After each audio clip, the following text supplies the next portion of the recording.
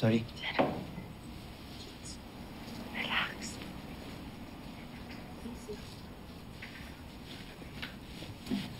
Thanks, Jennifer. Good morning. Morning.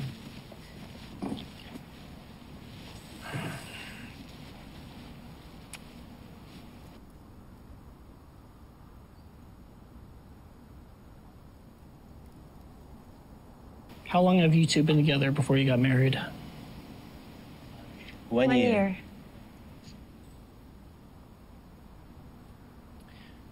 Gerald, where's the first place you met Gina?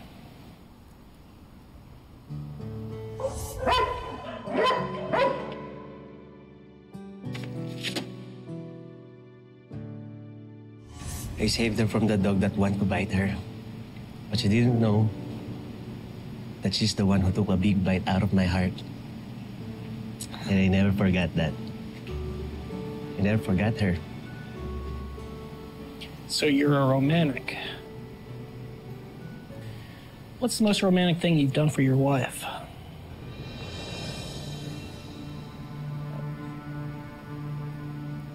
I made her breakfast.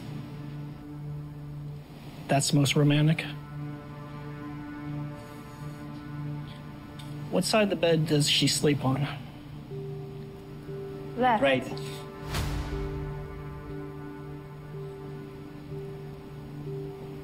I mean, I'm sorry, I forgot. I sleep on the right. He's right. Moving on. Gerald, what type of face cream does your wife use? A beauty cream. I just forgot the brand name. He forgets a lot. How many girlfriends did you have before you got married?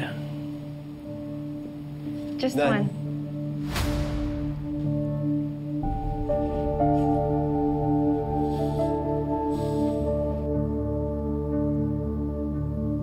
Ma'am Ellen, yung gamot po ninyo. Yan. Inom na po kayo ng gamot. Ma'am, 30 minutes na lang po kayo sa TV, ha? Kailangan nyo matulog ng maaga dahil maaga ang check-up nyo bukas. Betsy naman. Paborito kong palabas to eh. Sige na nga. 40 minutes. Kayo talaga. Ay, ma'am. Sa Friday po pala, mag-absent ako, ah. Birthday ko po kasi. Wala po ba kayo sa aking regalo dyan? Ang bait ko kaya. Naku. Ang sabihin mo, nakita mo lang kasi yung balikbayang box ko dyan. O sige na nga. Itong mga nasa ibabaw ng lamesa, pumili ka na lang dyan.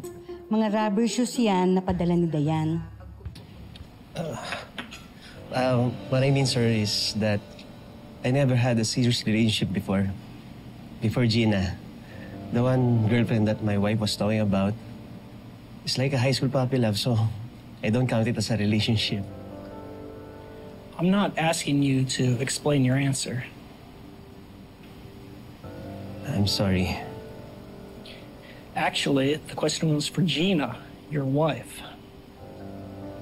I'm sorry again. Gina, can you answer the question? What he said. Just one ex-girlfriend.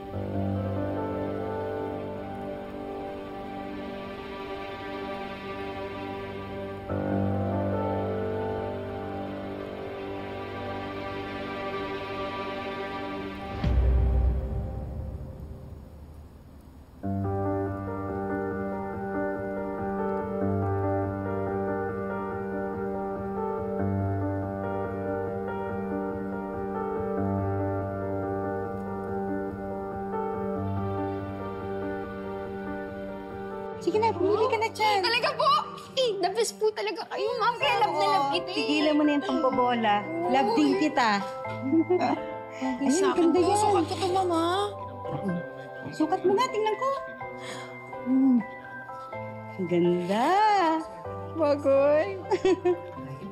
Betsy, hindi ba yung boyfriend mo nasa US din? Hindi ba siya uuwi? Eh, wala pa po kasi siyang green card, kaya dun po muna siya. Alam mo, ma'am, napakaswerte ko sa jowa ko. Ako, mahal na mahal ako nun.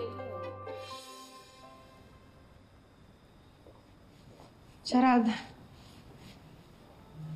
medyo hindi ako confident sa interview natin kanina. You know what? I don't think na-convince natin yung immigration officer natin. Ako rin eh. Puro palpak nga yung sagot ko, di ba? Pasensya ka na. Kinakabahan talaga ako eh. Hindi ko naman alam na puro ganun pala yung tatanong nila. It's okay. Kabado rin naman ako kanina. Bawi na lang tayo sa next interview. Sa home visit na. I think kailangan lang natin mas kilalanin ng isa't isa. Hindi tayo pwedeng pumalpak. Ang dami niya ng sakripisyo ni Betsy. Hindi ka pwedeng ma-deport. Sige.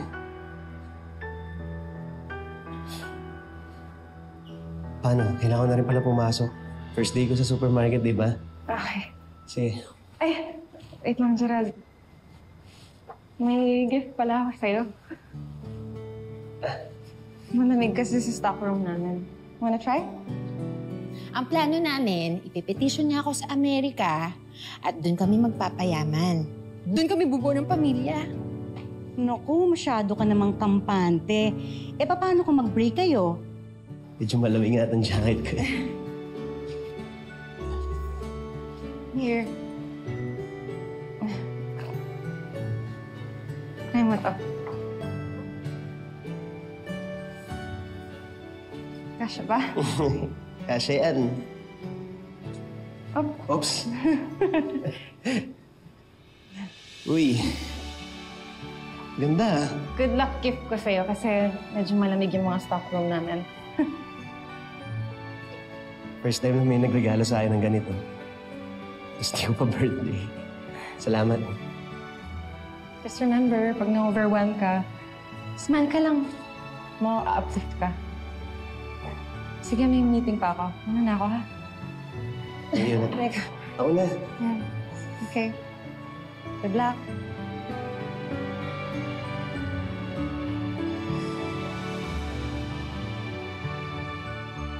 Solid kami, Gerald. Hindi kami maghihiwalay. Ay, nako. Alam mo, things like this can happen, you know? Yun ngang solid, nagiging liquid. Pwede maging gas. And then, poof! Wala na.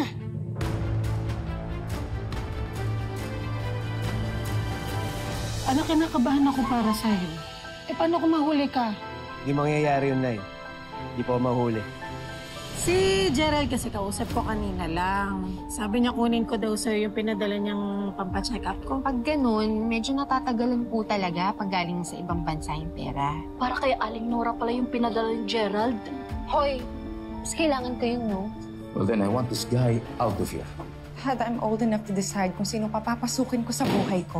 Hindi naman natin masosolve ang problema if we will be combative about it. Siguro mabuti pang kausapin natin si Gina bago pa maging komplikado ang lahat. Dad, asawa ko pa rin siya. So whatever we talk about, dapat nandito siya. Pero hindi na ito dahil alam ko na yung ginawa niya. Dad, please stop! Oh my God, Mom! Tumawag ka ng 911, please! Tawag ka ng 911! Mommy! Halo?